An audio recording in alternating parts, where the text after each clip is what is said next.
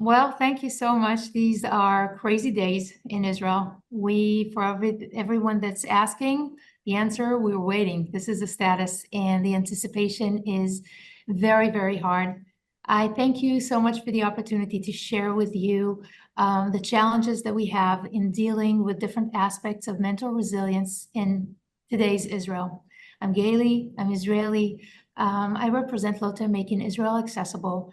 My organization has been operating in Israel for over 30 years in the field of accessibility and working with disabilities. And today I want to talk about our work with the evacuees and with the people who were injured in the war in terms of mental resilience, which is the focus of what we do today. But before I review the map of needs, I want to tell you, thank you so much. One of the things that really help us in dealing and coping is your involvement, your endless support, your caring, the things that you do, like Jeff and Jeremiah. It's just unbelievable. You know, when someone is in a crisis, the first thing that you look for to see how the chances that they have to get out of this crisis, to see their support system. And your JNF is giving us such an amazing support system, and I really, really thank you for that. So we're in trauma, and that is a very general saying, but it's also very personal.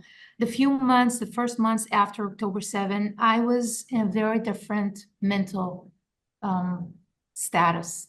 I was here on this briefing that was called the daily briefing at the time, and I was like a different person, different energy, different vitality, different abilities.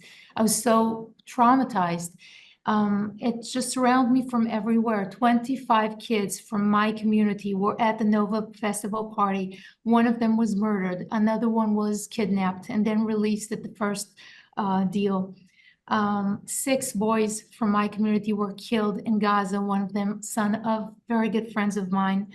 My 2 brothers went to fight. My youngest brother is a tank commander, was in Gaza for 140 days.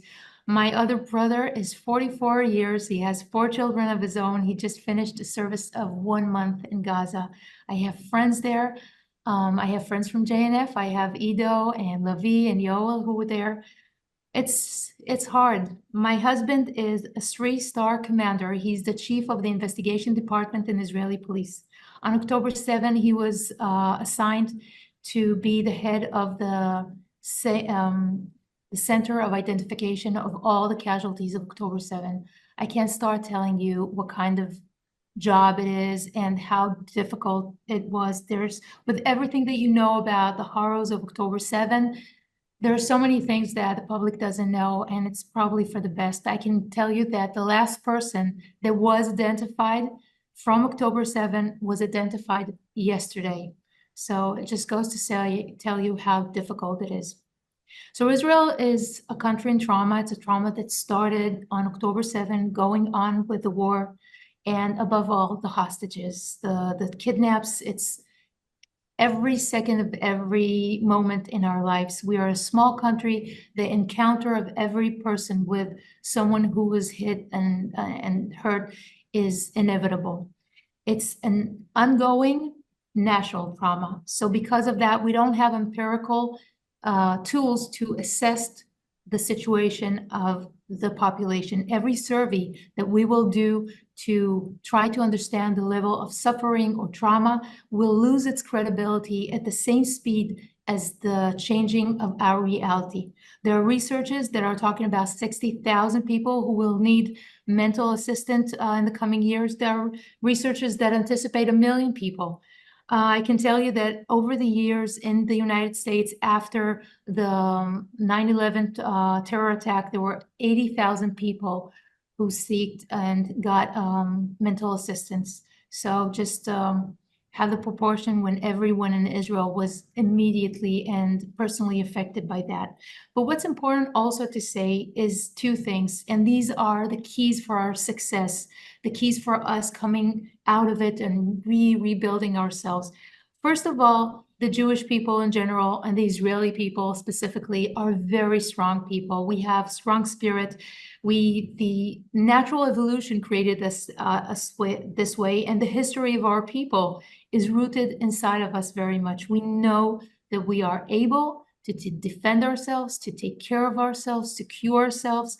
Our national messages always talk about the strengths that we have, our abilities. And when a person believes in themselves, they have the power to come through and get out of different difficult situations. The second thing is, and that it relates to my job, is the importance of giving immediate response. This is what prevents the development of post-trauma that will accompany a person for years. The sooner we give those people who start developing signs of traumatic post-trauma, we will reduce the dealing and making it more complex in their lives.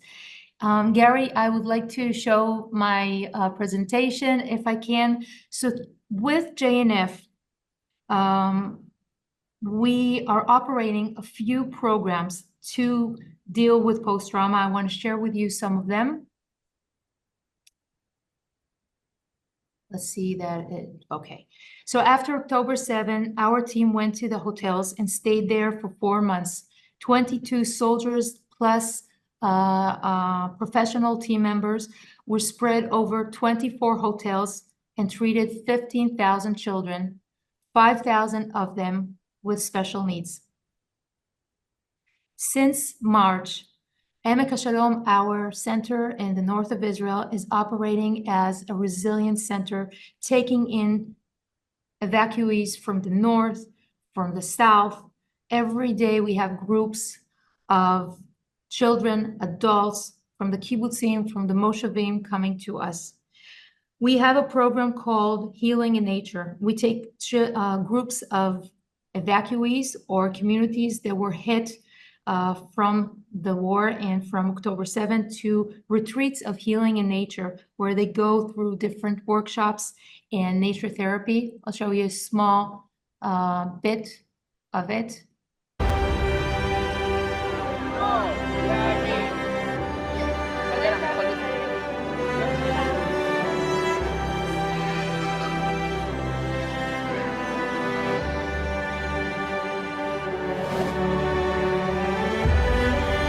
היה לנו אתמול ערב של שירה בציבור, פעילויות יצירה לילדים, היום אנחנו במשחקי אודיטי. סוג של תרפיה. כן, זה תרפיה, תרפיה. זה ממש כיף לי להעביר סדנאות כאלה שאני מרגישה שאני כמו אוויר לנשימה.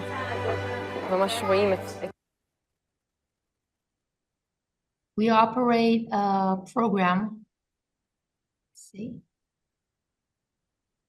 called Moving Forward, for soldiers that were injured in battle and also have post-trauma. Those retreats of us became very, very popular and very needed. We take men, we take women, soldiers that were